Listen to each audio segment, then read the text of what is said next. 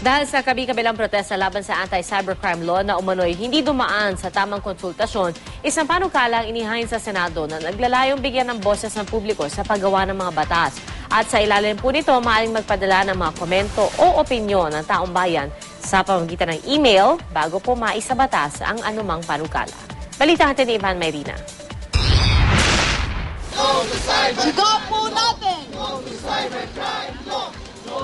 Mula sa kalsada Susupirin tayo sa ating paglahad. hanggang sa internet, sunod-sunod ang protesta sa Cybercrime Prevention Act. Kung tutuusin, magandang layunin dahil susugpo sa mga krimen sa internet tulad ng cybersex. Pero inisyuhan muna ito ng temporary restraining order ng Korte Suprema matapos makwestiyon ang mga probisyong nakalalabag umano sa freedom of speech. Hindi raw sana masasayang ang buong batas kung nakonsulta ang mga maapektuhan itong sektor. Kung serious talaga yung Congress and even the President, kung serious talaga sila na bigyan ng role yung taong bayan sa paggogobyerno, buksan nila. Buksan nila yung lawmaking process, buksan nila yung policy-making process. Kaya naman sa panukalang Crowdsourcing Act of 2012 ni Senador T.G. Ginggona, bibigyan ng mas malaking partisipasyon ng mga mamamayan sa paglikha ng mga batas gamit ang internet. Sa ilalim nito, lahat ng mga panukalang batas at estado nito sa Kongreso dapat maipost sa website ng Kamara at Senado. Sa bawat hakbang ng pagbuo ng batas, magkakaroon ng imbitasyon ng publiko na magpadala ng komento sa pamamagitan ng email.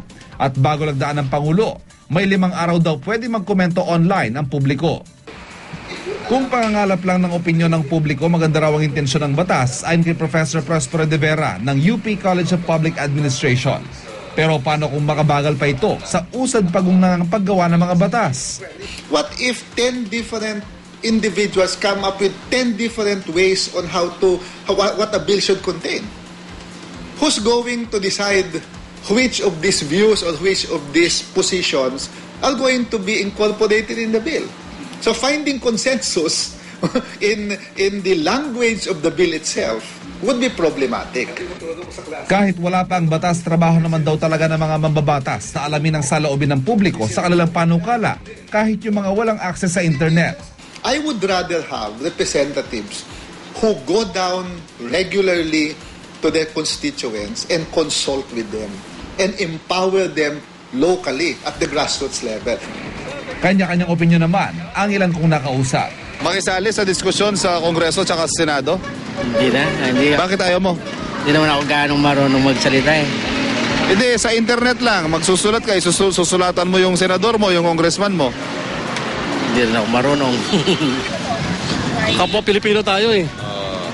Kailangan ma-involve tayo dyan sa lahat na ginagawa ng Senado about sa batas. Hindi yung sila lang. Ivan Mayrina, GMA News.